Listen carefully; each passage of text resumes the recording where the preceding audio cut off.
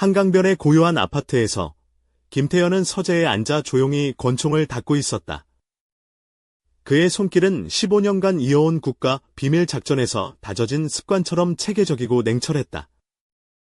테이블 위에는 젊은 시절 아내 이서영과 결혼식 날 찍은 사진이 놓여 있었다. 두 사람은 미래를 약속하는 듯 환하게 웃고 있었다. 그때가 15년 전, 그가 국가정보원 요원으로 변모하기 전이었다. 태연 씨, 정민이 졸업식 늦겠다. 서연이 아래층에서 불렀다. 목소리에 진심 어린 짜증이 묻어 있었다. 43세의 서연은 이따금씩 붉은 빛이 감도는 머리칼을 단정하게 묶고 무심한 듯하지만 세련된 실버 귀걸이를 착용하고 있었다. 그녀는 여전히 눈길을 끄는 미모를 지녔지만 그 이면에는 지친 기색이 서려 있었다. 태연은 권총을 서둘러 제자리에 넣으며 예전의 그림자 같은 삶이 끝났음을 서연이 믿도록 연기했다. 아들 김정민은 22세, 경희대학교 경영학과 졸업을 앞두고 있었다. 그는 태연의 날카로운 이목구비와 서연의 온화한 미소를 닮아 있었다. 그러나 태연은 그런 약점이 이 세상에서는 곧 죽음으로 이어지는 법임을 잘 알았다. 졸업식은 한강 근처에 위치한 명문 한강대학교 대강당에서 열렸다. 태연은 뒷자리에 앉아 무심한 듯 주변을 스캔했다. 출입구부터 사람들의 얼굴까지 무의식적으로 위험을 탐지하는 눈이었다.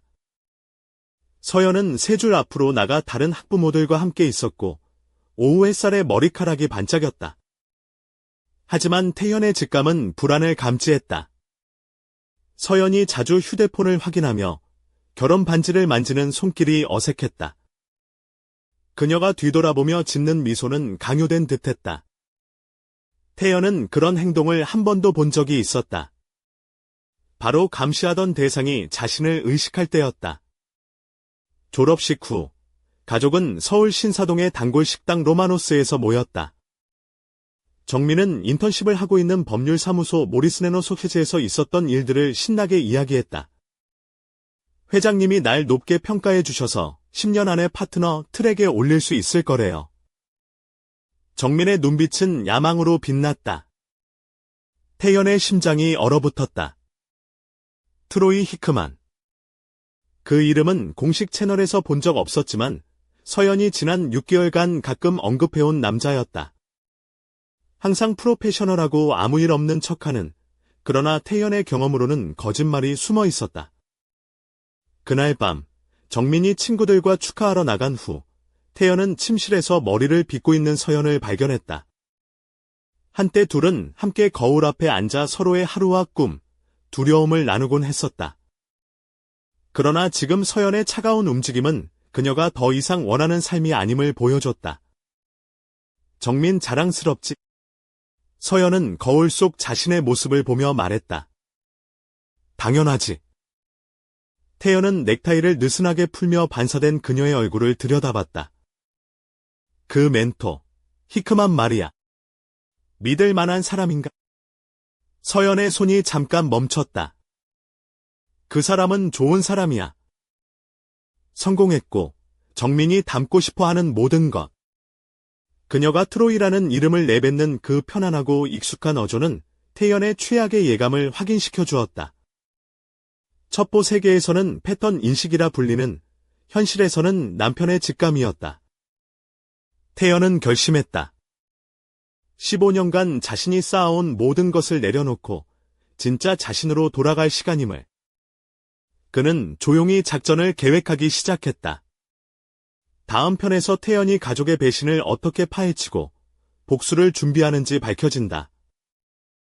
서울 강서구의 작은 카페에서 김태연은 창가에 앉아 조용히 서연을 관찰했다.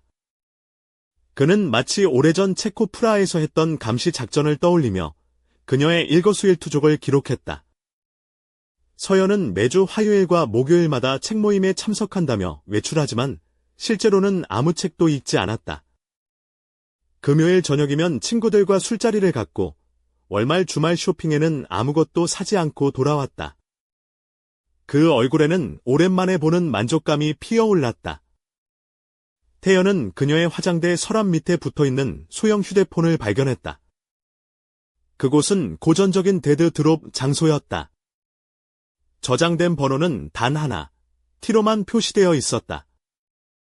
메시지는 암호화되어 있었지만 태연은 자신이 익히 알던 은밀한 교신 패턴을 알아챘다. 화요일에 물건 전달, 장소는 평소대로. 확인, 상대가 기다릴 것. 금요일 스페셜 배송, 더 높은 가치. 일반적인 업무 메일 같지만 태연은 이걸 트레이드 크래프트라고 불렀다. 패키지는 서연, 수령이는 트로이 히크만이었다. 화요일, 태연은 한강호텔 맞은편 커피숍에서 지켜봤다. 서연과 트로이는 호텔 로비에서 만나 함께 엘리베이터를 탔다. 트로이는 예상대로 키가 크고 단정한 정장 차림에 은빛 머리카락이 세련된 중년 남자였다. 그의 손길은 서연의 허리 아래를 살짝 감싸며 익숙함을 드러냈다. 태연은 분노도 슬픔도 느끼지 않았다. 그것은 민간인의 감정이었다. 그가 느낀 것은 사냥꾼으로서의 냉철한 만족감, 목표를 확인한 자의 쾌감이었다. 하지만 진짜 충격은 사흘 후 트로이의 과거를 파헤치면서 찾아왔다. 태연은 예전 정보기관 동료들의 도움을 받아 DNA 기록을 조회했다. 23년 전 해외 기밀 작전 중이던 태연이 귀국했을 때 서연은 이미 트로이와 바람을 피우고 있었고 정민은 트로이의 친자식이었다. 태연은 모리스 레너스웨즈 사무실 앞차 안에서 트로이가 정민의 어깨를 잡고 법률 서류를 설명하는 모습을 지켜봤다. 아버지와 아들처럼 보였지만 아무도 태연이 보고 있다는 사실을 몰랐다. 서연의 분류는 최근 시작된 일이 아니었다. 트로이는 단순한 멘토가 아니라 자신의 친자를 키우며 언젠가 진실을 밝힐 계획을 세우고 있었다. 하지만 가장 끔찍한 사실은 트로이가 전문 킬러들을 고용해 태연을 제거하려 했다는 점이었다. 사고로 위장된 살인. 그 기회가 바로 태연의 휴식 기간이었다.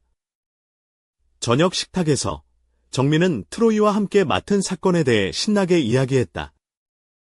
서연은 눈길을 돌린 채 휴대폰으로 메시지를 주고받으며 남편 살해 계획을 조율하고 있었다. 새 취미를 시작할까 생각 중이다.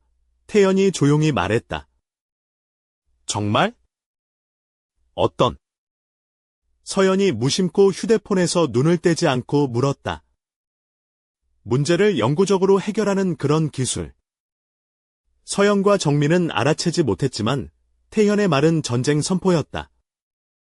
그가 15년간 갈고 닦은 기술로 집안에 침투한 배신자들에게 냉혹한 응징을 준비하는 순간이었다.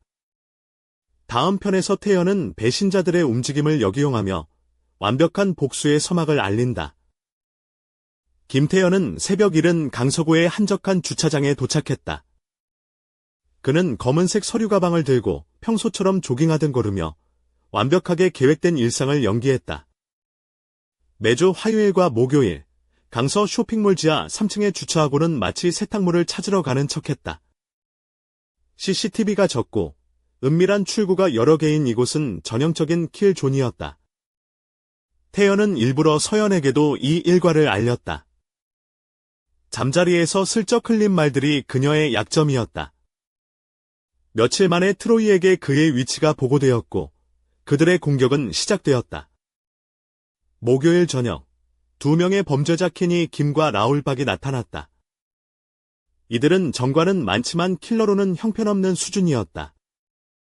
트로이는 비용을 아끼려 했고 태연은 그 점을 충분히 이용했다. 이 사람, 군대 경험 있어 보여. 진짜 괜찮겠어. 케니가 수줍게 무전기에 속삭였다.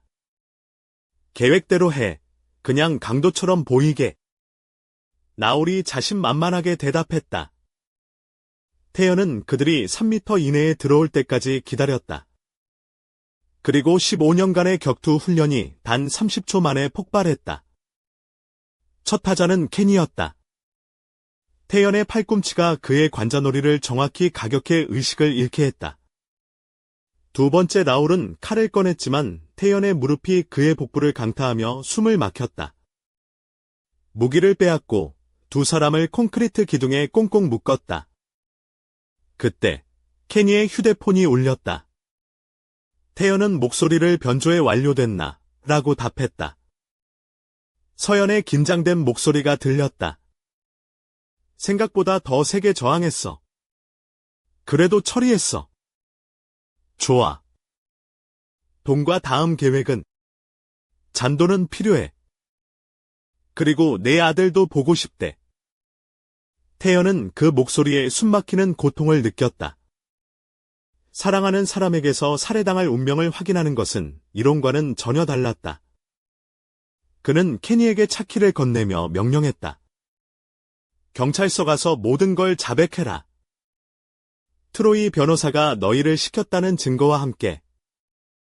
나올에게는 다른 임무가 기다리고 있었다.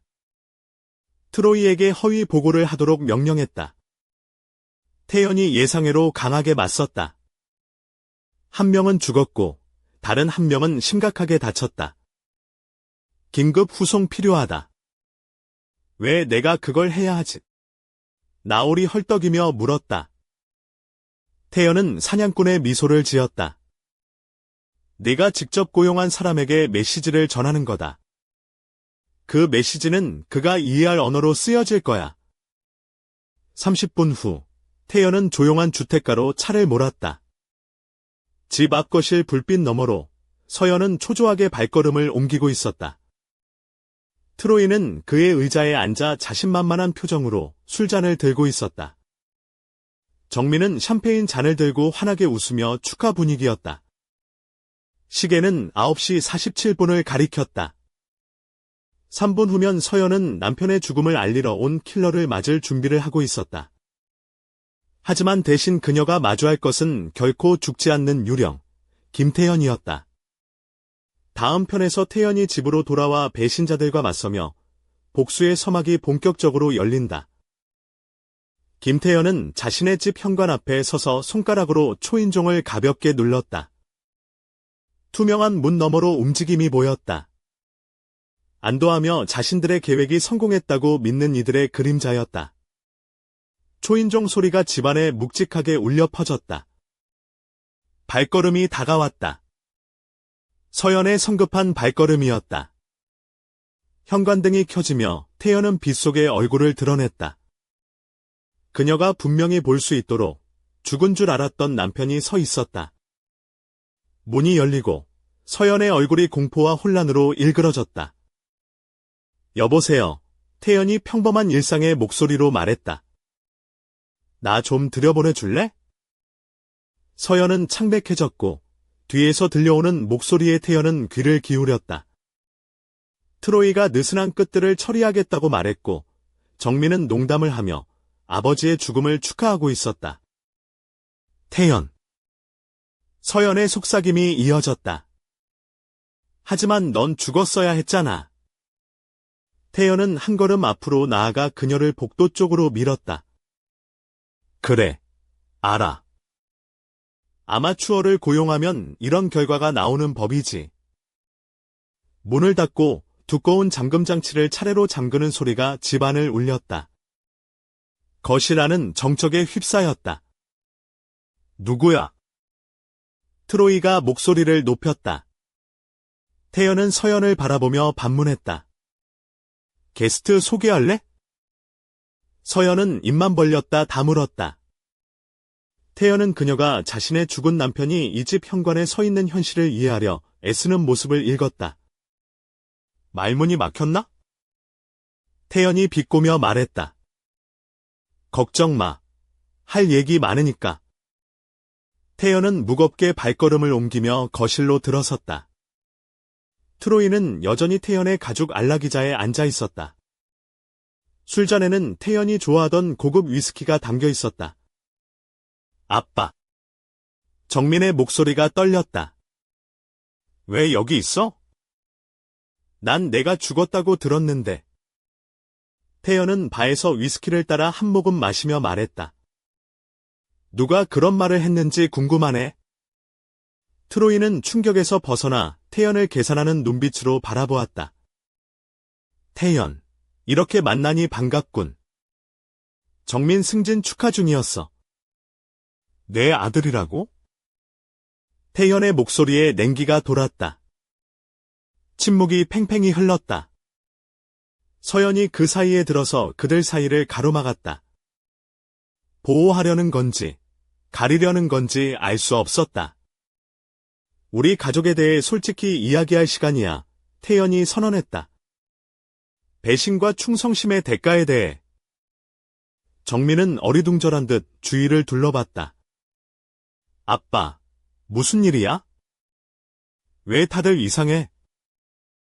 태연의 미소는 차가웠다. 좋은 질문이야, 정민아. 트로이가 내 아빠를 죽이려 한 이유부터 들어볼래? 그 말은 폭탄처럼 공간을 채웠다. 트로이의 표정이 순간 흔들렸고 태연은 그 눈빛 속 계산기를 읽었다. 그런 혐의 증거 있어? 트로이가 물었다. 태연은 케니가 주던 휴대폰을 꺼내 탁자 위에 놓았다. 통화 일부를 들려줄까? 아니면 내가 친자인 걸 증명하는 DNA 자료부터 볼래? 정민은 충격에 샴페인 잔을 떨어뜨렸다. 깨진 잔에서 엠버비 액체가 바닥에 퍼졌다. 무슨 소리야? 태연이 무미건조하게 말했다. 네가 알던 가족은 23년간 거짓 위에 세워진 집이었어. 서연이 간신히 목소리를 찾아 말했다. 태연, 제발. 이해 못해. 완벽히 이해하지. 태연의 눈에 차가운 광채가 섞였다. 내 아내가 내 살해를 계획했고 내 아들이 내 아들이 아니며 내가 내 죽음을 축하하며 내 술을 마셨다는 걸. 트로이가 일어나서 재빨리 재킷 안을 더듬었다. 태연은 위스키 잔을 던져 그를 관자놀이에 명중시켰다. 트로이는 의식을 잃지 않은 채 의자에 털썩 주저앉았다. 그만둬. 태연이 경고했다. 다음 건 훨씬 날카로울 테니까. 정민은 피가 흐르는 트로이와 아버지를 번갈아 바라보며 떨리는 목소리로 물었다. 엄마, 진짜야? 그 사람이 내 친아빠야? 서연의 눈물이 흐르기 시작했다. 정민아, 설명할게. 하지만 태연이 말을 끊었다. 23년 동안의 생일, 야구 경기, 학교 행사. 모두 내가 내 아들이어서 한 일이었어. 하지만 내 친아빠는 무대 뒤에서 가족을 되찾으려 했지. 태연은 벽난로 위 졸업식 사진을 집어들었다. 아이러니하지. 난 내가 친아들이든 아니든 사랑했을 거야. 처음부터 진실을 알았다면 널 내 아들로 키웠을 거야. 하지만 너희는 거짓과 배신을 선택했어.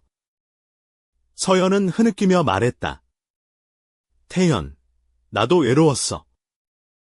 임신한 채로 혼자였고 내가 늘 어디론가 가 있었잖아. 트로이가 날 이해해줬어. 그리고 이제 난 죽었다고 생각했잖아. 우리가 진짜 가족이 되려 했는데. 태연은 창밖을 바라보며 말했다. 이제 일어날 일이 뭔지 알겠지? 트로이가 누가 이 일에 연루됐는지 말할 거야. 그리고 너희 모두 15년간 문제를 해결해온 남자를 배신하면 어떻게 되는지 배우게 될 거다. 그 순간 그들은 남편이자 아버지가 아닌 사냥감인 척했던 포식자를 보았다. 게임은 바뀌었다. 태연이 냉정하게 덧붙였다. 너희가 선택한 게임의 룰을 아무도 모른다. 다음 편에서 진실이 폭로되고 배신의 대가가 냉혹하게 펼쳐진다. 거실에 무거운 침묵이 흘렀다. 김태연은 깊은 숨을 들이쉬고 트로이와 서연, 그리고 정민을 차례로 바라보았다. 그의 눈빛에는 냉철한 결의와 오랜 시간 동안 갈고 닦은 사냥꾼의 날카로움이 담겨 있었다. 이제부터 시작이다. 태연이 낮지만 단호한 목소리로 말했다. 트로이, 내가 내 살해를 기획한 모든 계획을 말해라. 숨김없이 트로이는 이마에 땀이 맺히며 손수건으로 피를 닦았다. 변호사 없이 아무 말도 안 한다. 태연은 냉소적으로 웃었다. 변호사는 내가 지금 처한 상황을 해결해주지 못한다. 연방 수사기관이 이미 너를 노리고 있거든.